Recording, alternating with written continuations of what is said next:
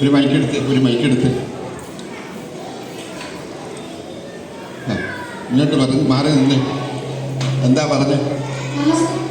എന്തോ നമസ്കാരം സാറേ. ഓ നമസ്കാരം സാറേ എന്നാ പറഞ്ഞത്. ആരാ മനസ്സിലായില്ല. സാറല്ലേ മിമിക്രി പഠിപ്പിക്കുന്ന ചിക്കു ശിവൻ സാറ്? മിമിക്രി പഠിപ്പിക്കുന്ന ചിക്കു ശിവൻ സാറ്? ചിക്കു ശിവൻ സാറ് ഞാനാണ്. ഇങ്ങോട്ട് മാറി നിന്ന്. എന്താ? എന്റെ പൊന്നു സാറേ, എന്നെ ഒന്ന് സഹായിക്കണം. ഈ മൈക്ക് ഇങ്ങനെ പിടിച്ച് എന്താ വേണം പറഞ്ഞു? എന്റെ പൊന്നു സാറേ, എന്നെ ഒന്ന് സഹായിക്കണം. എനിക്ക് 2 ആൺമക്കളുണ്ട്. അവരെ ഒന്ന് മിമിക്രി പഠിപ്പിക്കണം.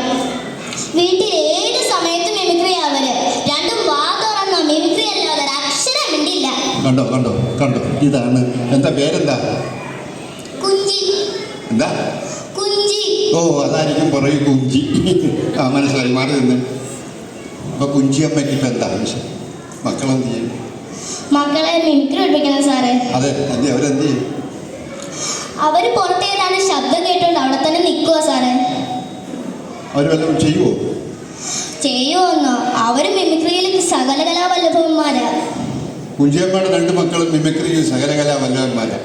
ഇപ്പൊ പേരവരുടെ മക്കളുടെ പേര് പാച്ചും ഗോപാലനും. പാച്ചും ഗോപാലിന്റെ അമ്മ കുഞ്ചിയമ്മയാണോ നിൽക്കുന്നത്? അതെ. നമസ്കാരം. ഒരുപാട് നാളായി കാണാനിരിക്കുന്നു. കുഞ്ചിയമ്മ ഇപ്പുറത്തോട്ട് നിന്ന് മക്കളെ വിളിച്ച് എടാ പാച്ചുവേ, ഗോപാലോ, കേറി വാ മക്കളെ.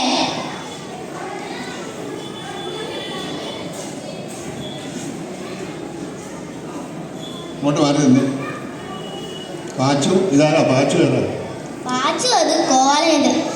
സാറിനെ കണ്ടില്ലേ? നമസ്കാരം പറ. കഷ്ടം. പാച്ചു ഒരു മൈക്കെടുത്ത്. ഗോപാല നീ ഇവിടെ വാ. നീ ഇവിടെ നിന്നാൽ മതി. ഗോപാലനൊരു മൈക്കെടുത്ത് ഇവിടെ വാ. സ്വല്പം ഒന്ന് നീന്ന്. കുഞ്ചിയമ്മയും കൂടി ഒന്ന് മാറി നിന്ന്. കുഞ്ചിയമ്മയുടെ 2 മക്കളായി നിൽക്കുന്നത് അല്ലേ? ഇവർക്ക് മിമിക്രി പഠിക്കണം. അതെ സാറേ. 2 പേരും മിമിക്രിയൊക്കെ ചെയ്യൂല്ലേ? പഠിക്കണം. പഠിപ്പിക്കാം. അപ്പോൾ എന്താ ഇവർക്ക് മിമിക്രി എന്തിനെ കുറിച്ച് കാണിക്കാൻ എന്തെങ്കിലും ചെയ്യുമോന്ന് ഉള്ളത് പറയാലോ. സാറ് തൃശ്ശൂർ പൂരം കണ്ടിട്ടുണ്ടോ? എന്തോ? സാറ് തൃശ്ശൂർ പൂരം കണ്ടിട്ടുണ്ടോ? അങ്ങോട്ട് ചോദിച്ചു. സാറ് തൃശ്ശൂർ പൂരം കണ്ടിട്ടുണ്ടോ? ഞാൻ തൃശ്ശൂർ പൂരം കണ്ടിട്ടുണ്ടോ എന്നാണ് കുഞ്ചിയമ്മ ചോദിച്ചിരിക്കുന്നത്. ഒരു കലാരൂപത്തെ നമ്മളെങ്ങനെ പുനർജനിപ്പിക്കുന്നു എന്നുള്ളതാണ് ഇവിടുത്തെ പ്രശ്നം. ഞാൻ കണ്ടിട്ടുണ്ട്, പക്ഷെ ഇപ്പോഴെങ്കിലും കണ്ടിട്ടില്ല. വളരെ നാളുകൾക്ക് മുൻപാണ്. അന്നാ കേട്ടോ, ഞങ്ങൾ 3 പേരും കൂടി തൃശ്ശൂർ പൂരം കാണാൻ പോയി. വെടിക്കെട്ട് കാണാനാ പോയത്. അതങ്ങ് സാർ മിമിക്രിയിലൂടെ കണ്ടോ?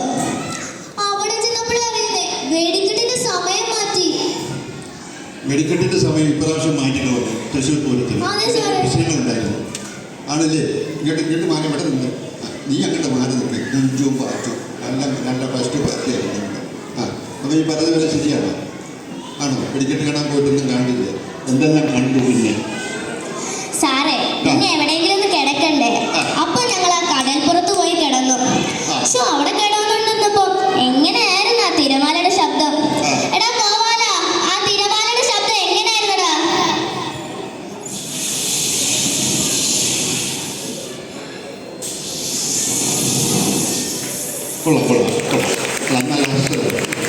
തിരമാലയുടെ ശബ്ദം കേട്ട് കഴിഞ്ഞ് പിന്നെന്താണ് സംഭവിച്ചത്?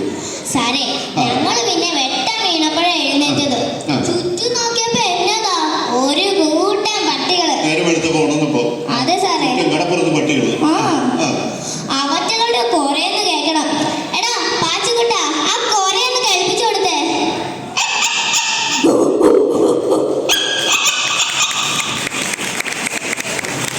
ഈ പട്ടികളുടെ കൂട്ടം അങ്ങനെ കിടന്ന് ബഹളം വെക്കുന്നു നിങ്ങൾ ഉടന്നു കഴിഞ്ഞപ്പോ. കൊള്ളാമല്ലോ. എന്നിട്ട് പിന്നെ എന്ത് ചെയ്തു? പിന്നെ സാറേ, ഞങ്ങൾ അവിടെ തൃശ്ശൂർ പൂരത്തിന് പൂരപ്പറമ്പിലോട്ട് തിരിച്ചു. അപ്പോഴാ വഴിവക്കിൽ ഒരു ബംഗ്ലാവിന്റെ മുറ്റത്ത് ഒരു കൂട്ടിൽ ഒരു പറ്റം ലവ് ബേർഡ്സിന്റെ കിലുകിലാരവം. കടപ്പുറത്തോട്ട് വരുന്ന വഴിക്ക് വഴി കണ്ട ബംഗ്ലാവിന്റെ വീട്ടുമുറ്റത്ത് എന്താണ് കേട്ടത്? ഒരു പറ്റം ലവ് ബേർഡ്സ് ഒരു കൂട്ടിൽ ശബ്ദം. അതങ്ങനെ കേൾപ്പിക്കുന്നു. എടാ പാച്ചു, എങ്ങനെയായിരുന്നു ആ ലവ് ബേർഡ്സിന്റെ ശബ്ദം?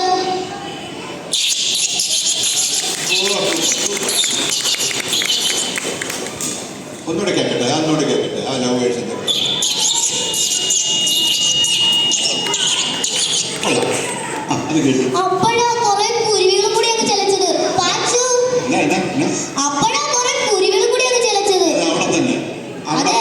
കുരുവികളുടെ ശബ്ദം. അതെങ്ങനെയാ ശബ്ദം കുരുവികളുടെ? എടാ പാച്ചു, ആ കുരുവികളുടെ ശബ്ദം എങ്ങനെയായിരുന്നു?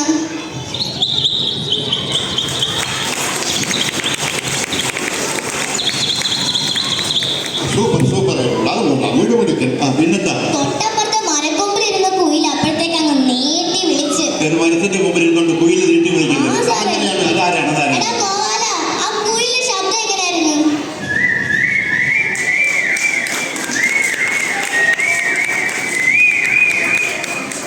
കൊള്ളാം, നല്ല അസലായിട്ടുണ്ട്. എന്നിട്ട് ഇല്ല സാറേ, തൊട്ടപ്പുറത്തെ മരക്കൊമ്പിൽ ഒരു ഉപ്പനും കൂടി അപ്പൊ അങ്ങ് ചെലച്ച്. ആരാണ്? അപ്പനാ? ഉപ്പൻ. ഉപ്പൻ. ഉപ്പന്റെ ശബ്ദം മരത്തിന്റെ മുമ്പിൽ നിന്ന് അതാരാ കേൾപ്പിക്കുന്നത്? ഗോപാല, ആ ഉപ്പന്റെ ശബ്ദം കേൾപ്പിച്ചു കൊടുക്കടാ.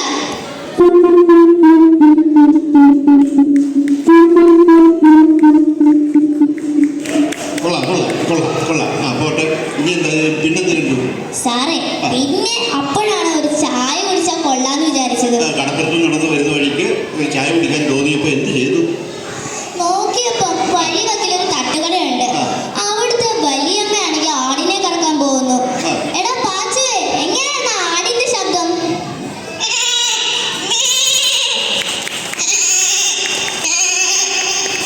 അടിപൊളി, ഇതാണ് തന്നെ. എന്നിട്ട് സാറേ, ഞാൻ വേഗത്തിലായിരുന്നാ വലിയമ്മ ആടിനെ കറന്നത്. പാച്ചുവേ, എങ്ങനെയായിരുന്നാ വലിയമ്മ ആടിനെ കറന്നത്?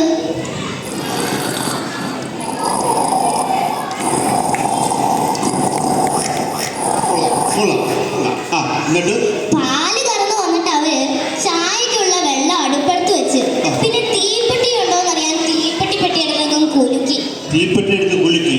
കുലുക്കുമ്പോൾ ഒരു ശബ്ദമുണ്ട്. ആ ശബ്ദം കേൾപ്പിക്കുന്ന അതാരാണ്? എടാ പാച്ചുവേ, അതെങ്ങനെയായിരുന്നു? തീപ്പെട്ടി കുലുക്കി ശബ്ദമുണ്ടോ? തീപ്പെട്ടി കൊള്ളി ഉണ്ടോ നോക്കി. എന്നിട്ട് അപ്പോഴാ അവരുടെ കെട്ടിയനകത്തുനിന്ന് തേങ്ങ തിരുമുന്ന ശബ്ദം കേട്ടത്. അകത്തിരുന്ന് തേങ്ങ തിരുമുന്നു. ആരാ? അവരുടെ കെട്ടിയോൻ. അവരുടെ കെട്ടിയോ? അതെല്ലാവരും ആണുങ്ങളുടെ പണിയാണല്ലോ വീട്ടിൽ തേങ്ങ തിരുമുന്നത്.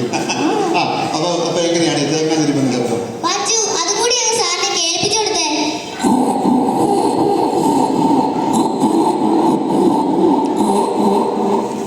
ശരി, കൊള്ളാം കൊള്ളാം. എന്നിട്ട് അപ്പോഴേ ആ കോല മറ്റേ തട്ടുകളുടെ പുറവശത്തുള്ള ആ താറാകുട്ടികളുടെ ശബ്ദം ഒന്ന് കേൾപ്പിച്ചു കൊടുത്ത സാറിന്. ഈ തട്ടുകളുടെ പുറകിൽ താരാകൂട്ടങ്ങൾ ഉണ്ടായിരുന്നു. അവിടെ ഒരു കുളം തന്നെ ഉണ്ടായിരുന്നു. അതെങ്ങനെയാണ് താറാവിന്റെ ശബ്ദം?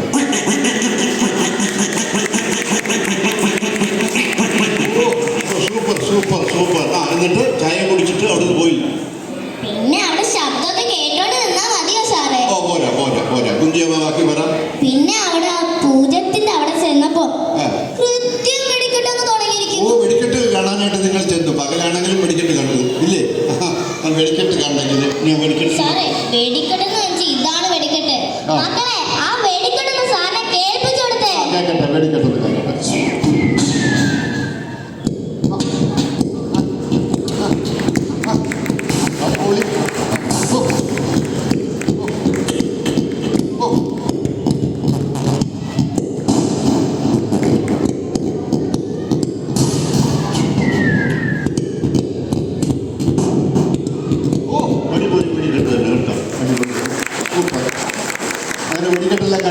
വെടിക്കെട്ട് കണ്ടതിന് ശേഷം പിന്നെന്താ എന്താ പരിപാടി? ഉച്ച വരെ ഞങ്ങൾ വെടിക്കെട്ട് കണ്ടോണ്ടിരുന്നു. വെടിക്കെട്ട് കഴിഞ്ഞ പിന്നെ ശബ്ദവും പുകയും മാത്രം ഉണ്ടായിരുന്നുള്ളൂ സാറേ. പിന്നെ ഞങ്ങൾ വിചാരിച്ചു 1:30 ട്രെയിൻ അങ്ങ് തിരിച്ചെത്താമെന്ന്. റെയിൽവേ സ്റ്റേഷനിൽ ചെന്നപ്പോ എന്നാ ട്രെയിൻ കൃത്യം റെഡി. എടാ മക്കളെ, ആ ട്രെയിനിന്റെ ശബ്ദം ഒന്ന് കേൾപ്പിച്ചു കൊടുത്തേ.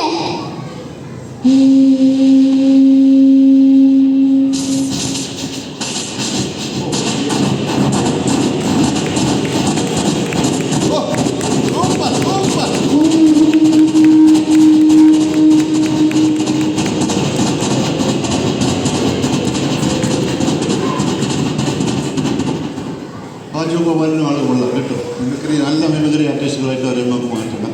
എന്നിട്ട് വീട്ടിൽ പോയി സാറേ. വീട്ടിൽ പോയി. എങ്ങനെയുണ്ട് സാറേ ഞങ്ങളുടെ മിമിക്രി? എൻ്റെ കുഞ്ചിയമ്മ ആള് കൊള്ളാം കേട്ടോ. കുഞ്ചിയമ്മയുടെ മക്കളാ ഇവരെ ആരാ ഇതൊക്കെ പഠിപ്പിക്കുന്നത്?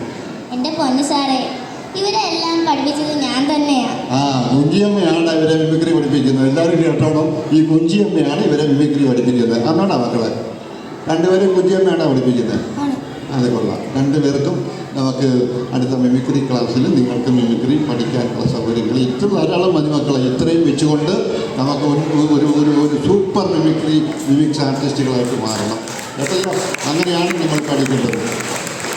കുഞ്ചിയമ്മ, പ്രകൃതിയെ തിരിച്ചറിഞ്ഞ് പ്രകൃതിയുടെ ശബ്ദങ്ങൾ കേട്ട് വളരാൻ കുട്ടികൾക്ക് അവസരം കൊടുത്താൽ ഏത് ശബ്ദത്തെയും അനുകരിക്കാൻ കുട്ടികൾക്ക് കഴിയും എന്നുള്ളതാണ് അതിൻ്റെ കാര്യം.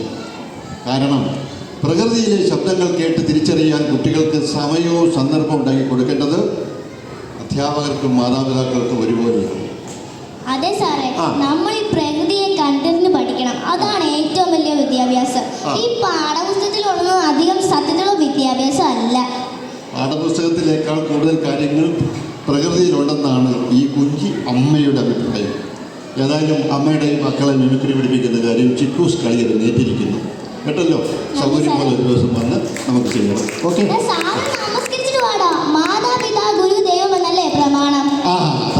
അതാണ് കുഞ്ചിയമ്മയ്ക്ക് അവിടെയുണ്ട്. മാതാപിതാ ഒന്ന് പറഞ്ഞേ, മാതാപിതാ ഗുരുദൈവം. മാതാപിതാ ഗുരുദൈവം. അത് തന്നെ, അത് മാത്രമാണ് നമ്മുടെ പുതിയ തലമുറയുടെ അവരുടെ മനസ്സിൽ കയറേണ്ട ആപ്തവാക്യത്തിൽ. ഓക്കെ, നിങ്ങൾക്ക് മിമിക്രി പഠിപ്പിച്ച് തരുന്നതായിരിക്കും. ഓക്കെ, നമസ്കാരം. പോകല്ലേ?